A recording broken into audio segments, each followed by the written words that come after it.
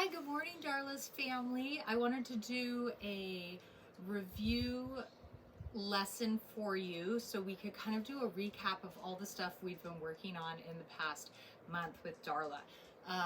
She's got, I think, a couple more weeks. So right now what we're focused on is the more advanced skills. Once a dog has something, a concept down, we have a couple different goals. We have the goal of starting to vary how often the dog gets rewarded for that skill.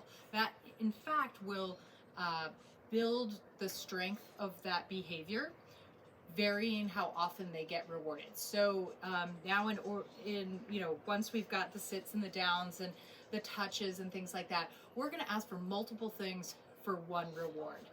And the only caveat would be if we start to see a decrease in skill level, then we might ease off on that a little bit and go back to a higher ratio of treating. But for right now, that's one of our goals, so that eventually the dog works just because they love to work and we don't have to have cookies with us all the time.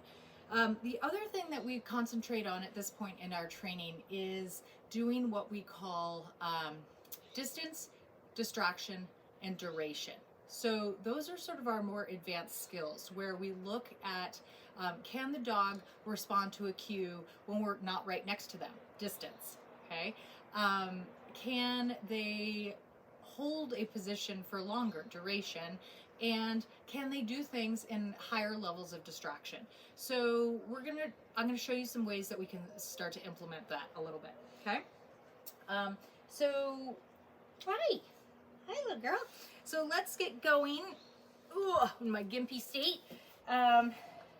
We will start with just some basic warm-up stuff. I'm just gonna attach a leash to her so that, there we go. Okay, so again, we're still always working on things like name game. Like, oh, let's distract with the toy. Darla! Yes, good job. Okay, now let's do a few touches. Touch, touch, and maybe a higher one. Yes, good job. Okay, so again, multiple things. 3 touches for 1 treat. Okay, so we're working on changing that ratio. Right, Darla, touch. Yes, good job. All right, go to your bed.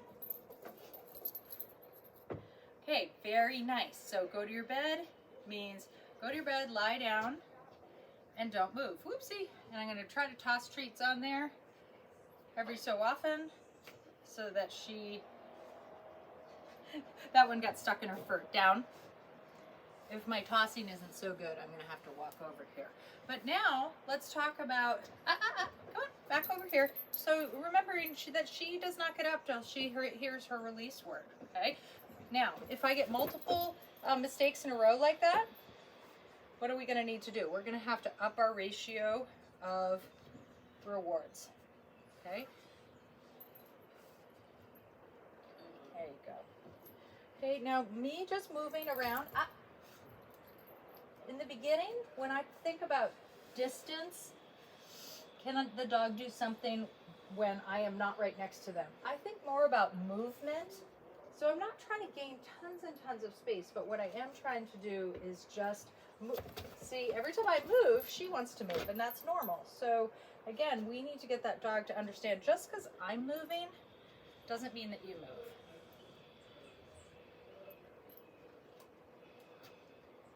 Okay, good girl. Okay, very nice. Okay, also remembering that when you are working on something with duration, like a down or on your mat, that when you release the dog, nothing happens at that point. Okay, so all that means is you get released, you don't get treats after that, you don't get tons of praise. All the praise and reward should happen during the duration part, during the stay part, right? So just keep that in mind. We don't want to do rewards after we release the dog, and that's a common mistake that people make. Very nice. Good job. All right, now we're going to move on to some of our leash manner skills, okay? So right now we're going to work on our stationary reward zone. I'll try to get her sitting at our side. I'm going to use a lure just a treat right in front of her nose to get her right next to my pant leg. Darla. Okay, a seam in my pants, if I had a seam, even though I'm wearing my leggings. Darla. And I'm gonna keep that treat on my pant legs, slide straight down.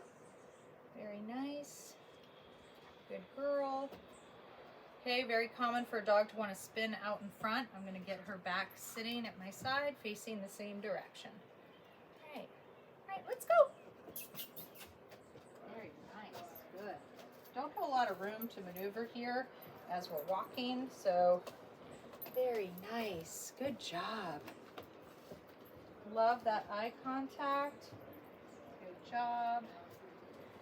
And when I stop, she should, okay, not jump, she should sit, okay? Again, in the beginning, I might need to lure her. Okay, we're gonna try that again, and I'm gonna stop, and she should sit. Very nice. All right, let's go. Good job. And see what she does this time.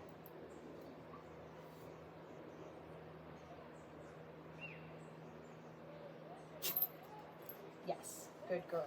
So I'm trying not, I can cue her to sit, obviously, but part of walking is knowing that instinctually when I stop, you just sit. I shouldn't have to cue you. Let's go. I'm gonna lure her a couple times. Again, let's go.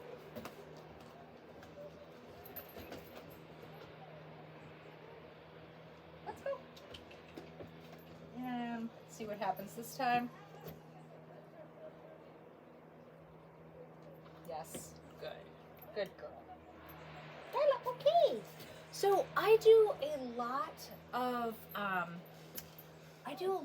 of practicing walking when I'm not on a walk.